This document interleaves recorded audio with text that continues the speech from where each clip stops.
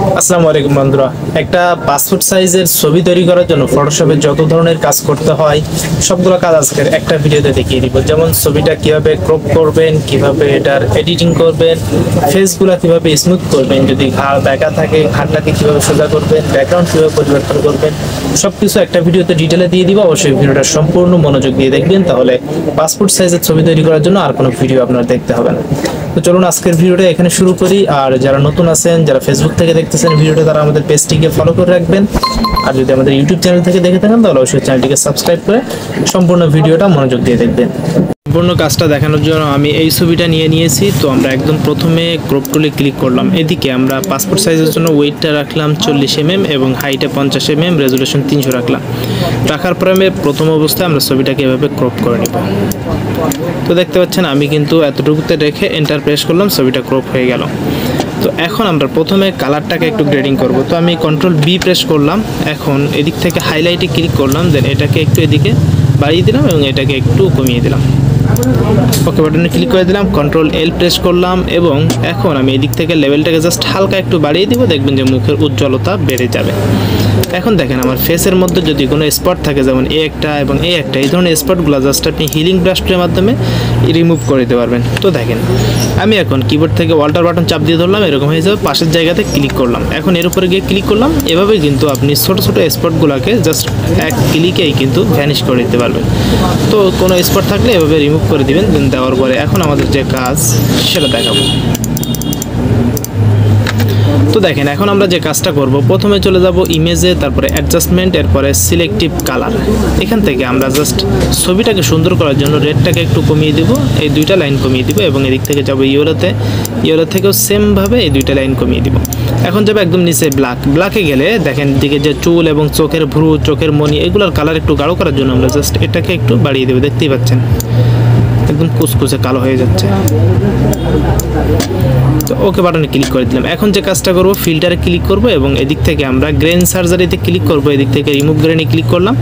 ছবিটাতে কোনো প্রকার গ্রেন থাকলে সেটা রিমুভ হয়ে যাবে এবং এটার মাধ্যমে আপনি কতটুকু রিডিউস করতে চান সেটা কিন্তু এখান থেকে অ্যাডজাস্ট করে নিতে পারবেন।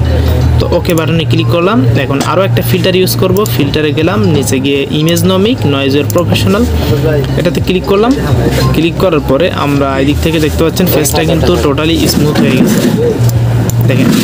তো এখন আমরা ওকে বাটনে একটা ক্লিক করলাম, ফেসটা স্মুথ হয়ে গেল। এখন আমাদের দেখা যাচ্ছে ছবিতে ঘাটটা একটু বেঁকা আছে। আমরা যদি এটাকে সোজা করতে চাই তো আমরা এদিক থেকে যে কোনো একটা টুল নিতে পারি। তো আপাতত লেসো টুলে ক্লিক করলাম। ক্লিক করার পর আমরা এদিক থেকে জাস্ট মাথাটাকে এভাবে একটু সিলেক্ট করে নিব।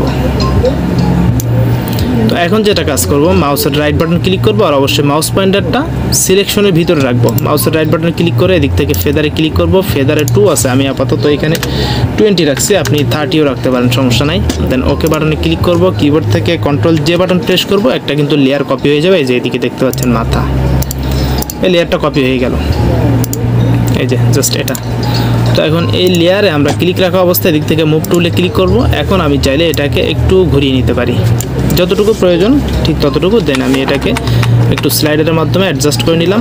এখন কিবোর্ড থেকে আমি যদি এন্টার প্রেস করি, এটাকে ছেড়ে দিলে এবং কন্ট্রোল শিফট ই প্রেস করলে দুটি লেয়ার একসাথে মার্জ হয়ে যাবে। তো এরপরে আমরা ম্যাজিক টুলে ক্লিক করব, ব্যাকগ্রাউন্ডে সিলেক্ট করব। ব্যাকগ্রাউন্ড সিলেক্ট করার পরে আমরা এদিক থেকে প্রথমে ব্যাকগ্রাউন্ড কালারটা চুজ করে নিব। তো আমি আপাতত এই কালার রাখতেছি। দেন ওকে বাটনে ক্লিক করলাম। এখন কিবোর্ড থেকে control back space button press করলেই কালারটা চেঞ্জ হয়ে যাবে সাথে সাথে। তো কন্ট্রোল ডি প্রেস করলাম। এখন আমি একটা নতুন পেজ নিয়ে নিব, কন্ট্রোল এন প্রেস করলাম। এদিক থেকে কাস্টমে ক্লিক করে A4 সাইজে ক্লিক করে দিলাম। ওকে বাটনে ক্লিক করলাম, নতুন পেজ ক্রিয়েট হয়ে গেল। ছবিটাকে জাস্ট মুভ টুলে ক্লিক করে আমি টান দিয়ে নিয়ে নিলাম। এখন আমি কত কপি প্রিন্ট দিতে চাই সেটা এভাবে এই যে দিয়ে দিতে পারবো। আমি সাজিয়ে নিচ্ছি। আরেকটা বিষয়, আমি যদি এখানে দুইটা ছবি সাজানোর পরে শিফট বাটন চাপ দিয়ে ধরে প্রথম ছবিতে সিলেক্ট করি, তাহলে দুইটা একসাথে সিলেক্ট হবে। কন্ট্রোল ই বাটন প্রেস করলে দুটি লেয়ার একসাথে মার্জ হয়ে যাবে। কন্ট্রোল অল্টার শিফট 3টা বাটন একসাথে চাপ দিয়ে ধরে আমি টান দিলে দুটি একসাথে কপি হয়ে যাবে। এভাবে করে যদি অন্যগুলোরও প্রয়োজন হয় সেমভাবে আমি কিন্তু কপি করে নিতে পারবো। আর হ্যাঁ, যদি আপনাদের কারো ফিল্টারগুলো প্রয়োজন হয় তাহলে আমাদের ভিডিও ডেসক্রিপশন বক্স থেকে লিঙ্কের মাধ্যমে আপনারা ফিল্টারগুলো ডাউনলোড করে নিয়ে কাজ করতে পারবেন। তবে এটা শুধুমাত্র ইউটিউব চ্যানেলে পাওয়া যাবে, ফেসবুকে পাবেন না। ধন্যবাদ সবাইকে, ভিডিওটা এখানে শেষ করছি। অবশ্যই শেয়ার করে দিবেন আর যারা নতুন আছেন আমাদের চ্যানেলটিকে সাবস্ক্রাইব করে রাখবেন। ফেসবুক পেজ থেকে দেখে থাকলে অবশ্যই পেজটিকে ফলো করে রাখবেন।